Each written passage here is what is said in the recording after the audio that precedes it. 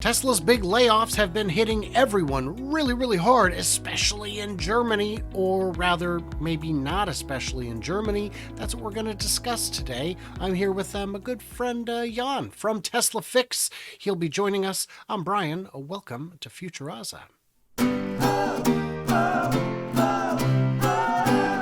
So I got Jan here from Tesla Fix. He will not fix your Tesla. I have asked repeatedly. Sadly, yeah. And he keeps saying there's nothing wrong with it and it's under warranty. But Brian, that's not really true. I checked the engine and in front, and there was nothing there. So I think your engine is missing. I think that's what it is. Something to fix, yeah. Yeah. So he diagnosed the problem.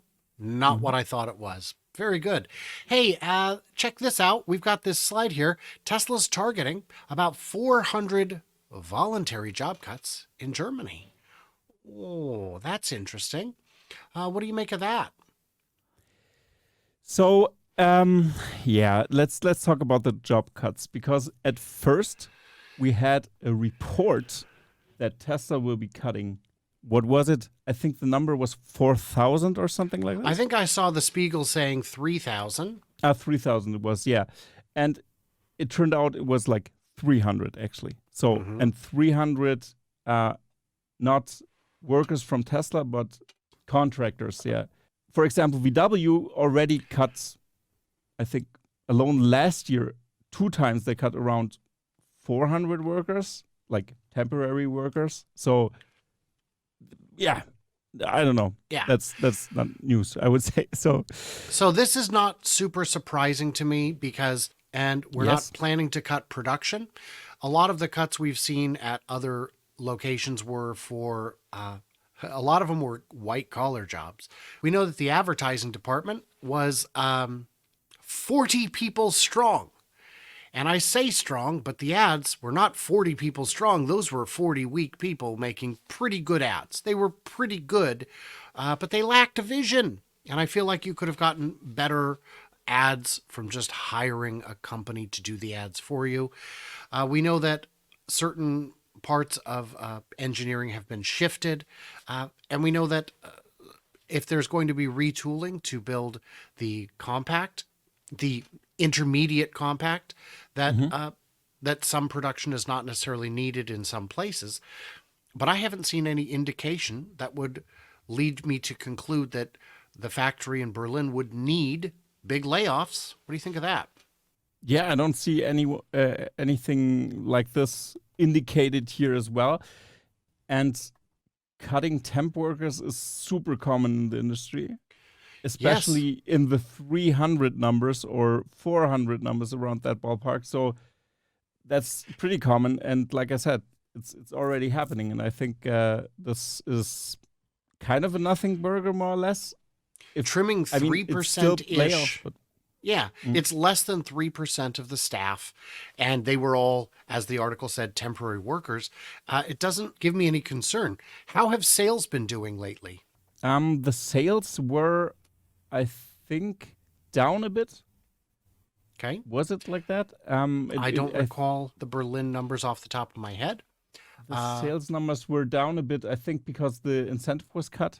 That was my last... Well, we know production was down because there was the disruption in the shipping canals, and there was also the disruption from the arsonists. So it's, I guess, tough to use that as a measure of demand. But the end of incentives would also contribute to that a little bit. They're still moving forward. Have you heard anything about the planned expansion to the north of the site? Because I have not. Me neither. Sadly not. I didn't have any information on this, sadly. And I think they didn't went through. I think they still had to deal with the arson attack, kind of. I think they had a lot of discussions because of that. They put the factory back online, of course, as fast as possible. But I think it had some repercussions, actually, to kind of get through those. And that's just speculation. But I think the expansion will go through, kind of. It looks that way. We still have those protests going on, so nothing resolved there. But this will be resolved soon when it's tree cutting season again in Germany. One number I had seen, and I don't remember if it was Fortune or Forbes, but someone with a Mm-hmm. paywall, so I wasn't going to reward them by even stealing their content, was that the economic impact of that arson attack could have been as high as $1 billion. And I get that there's this desire to stick it to the man, but that billion was not felt by Tesla. That billion was in the form of repairs performed by the local power authority. That was in lost hours of pay to workers at the factory. That was in the form of parts suppliers unable to sell their parts at the time they expected to. This was hurting absolutely everybody, perhaps Tesla least of all. So if your objective is economic terrorism, you've missed the mark unless your target is everyone. And they even, as we know, knocked a medical facility offline. That's grim, guys. That's ghoulish. Don't do that. Don't do that. It's absolutely stupid. And also this raised a huge target on their back because it's German infrastructure, is not Tesla's infrastructure. It's German infrastructure. This means this is the state is behind this, and this will be bad for them, actually, I think. Yeah. If we go back over to the article here, I'm going to show you this. Sure. With investors bracing for the group's lowest profit margin in more than 6 years as global demand for electric vehicles ebbs. Now, what do you... this one. Yes. This one, I know you and I could talk about for days. Let's... could you give me a quick overview of why this is ridiculous nonsense? Yeah, because there is a demand problem in that sense that legacy car companies don't sell EVs because their EVs are not good and are not on par with with what the market wants. And people that are very loyal to their brand, for example VW Yes. or Mercedes here in Germany, pretty famous, and worldwide, but very seeked out vehicles and seeked out brands as well. People who own religiously a VW and bought an ID3 or an ID4, they don't want to go back to that after they drove that. That's why they said, oh, electric isn't for me, I want to go with hybrids. Then they look for the hybrid counterparts from the brand, for example, or from BMW, they want the hybrid or something like this. So hybrids is now a thing that went up a little bit in sales numbers here in Germany, for example. But this is ridiculous. Actually, the whole market, the whole EV market actually is growing, kind of, if you really look into it. And it's not the established big brands, let's say, that wanted to cater to the mass market. So there is Globally, a decline for legacy car companies. Yes, there's a demand problem for what you make. If you are a brand loyalist for Mercedes-Benz and you want an EV, the unfortunate reality is you have to spend substantially more money for a vehicle that's not really up to what I would call Mercedes standards. It doesn't have the same kind of power as cheaper cars. It doesn't have the same kind of range as cheaper cars. So you're telling your customers, if you want a Mercedes and you don't have $150,000, got to buy gas. You can get a gas one for half that price right now. Just go in and get it. Or you can get a compromise vehicle for uncompromised prices. That's not a demand problem for customers. That's a supply problem. There are over 2 months of Ford Lightning inventory sitting on lots, as best we can figure. There are individual dealers who had 27 cars 2 months ago, and now they have 26 cars, 26 Lightnings. You've drawn down your inventory by 1. That is not the kind of numbers you need if people don't want EVs.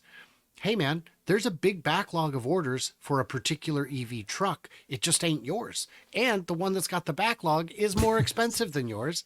Yeah. People want that truck. And Ford's problem is they spent 20 years telling their customers that EVs are not the way to go. They're not good. They're not safe. They're not effective. They're not reliable. And now they're looking at it going, how come no one buys our EVs? Yeah. Because they believed you. Yeah. If you kind of talk to your customer base this way and convince them that EVs really are bad, and then you start to produce EVs and go into the market and try to tackle the market and get your customers on board. Guys, that's not the way to do it. You don't spit into your own soup and then demand a refund that somebody spit in your soup. So yeah, I will try that. I will try that. Yeah, I did that many times. It works all the time, but still. I wanted to make a point here. No, but you're right. And if you look at countries where the EV adoption is the highest, it's where the number of brands operating in the market is the widest. You look at China, where they've got 50 brands of EVs to choose from. And you could look at that and say, well, Ford isn't selling very many there. And, the VW is struggling. Mm-hmm. Right. That's because there's a mismatch between consumer expectations and what you're selling. When all of these guys start making serious compact EVs, they will do well. They will be able to reclaim some of that lost EV share. But until VW's fabled ID2 actually is on the market and available and something they can sell without losing their shirts, it's going to be an uphill battle. And the real problem is the saving grace for Legacy is that they've got all this money coming from their internal combustion sales to offset their losses. But at the same time, it's the anchor around their neck because they can't afford to stop selling internal combustion. It's the only thing keeping them alive. So, absolutely, yeah. And you talked about China, and I wanted to mention this as well, because that's something out of Germany that made some rounds here. VW was even more shocked now about the sales numbers because it's declining rapidly. And to which company did they lose market share even more? To BYD, actually, of course, because they pump out electric vehicles like crazy now. So they are producing a lot for the domestic market, especially. The exports kind of dipped a little bit now. So Tesla is back again in the forefront, above BYD for the last quarter we saw. But still, yeah, they can't get traction there in this market. So this means, sales numbers actually of EVs are good, but Tesla and BYD doesn't produce enough EVs or kind of have that because there were some OEMs that kind of, like you said, the lots are full of those Fords, for example, those Lightnings, and that's what we see from the suppliers. That's the main point here. Very crazy. Hey guys, if you would like to see Jan in person, I know of 2 upcoming events he's going to be at. He will be at the Tesla Takeover in Austria in May, and he'll be at the big Tesla owners meetup in Michigan in June. I will be at both of those events, so I will also be there. And if you find either of us in person, who knows, we might have some swag on us to give out. That's a thing that I do or have been known to do in the past. We'll see how it goes. So yeah, if you see me at one of those events, definitely say hi. I've had people say, I didn't want to bug you. I thought I'd be a nuisance. My friend, I am not famous enough for that to be an issue. I am, it's the reason I'm at the event. Please say hello. So yeah, in the comments, I would say, what did I miss? What did I misunderstand? Leave it. The videos where we try to make you a little bit smarter in the comments is where I hope the trolls get absolutely destroyed by other people who are smarter than them, but also where we can get a little bit smarter. Both are good outcomes to me because the trolls need to understand that you are desperately outmatched and your talking points are 10 years out of date. So stay tuned, stay juicy, and I cannot wait to hear from you clever robots, either in Austria or in Michigan or just in the comments. Hey, and one thing, don't check out my channel, please. Don't do it. It's not good. Whatever you do. Don't go there. You're not welcome. Get off my porch. This is private property. Thank you very much. That's what I wanted to say.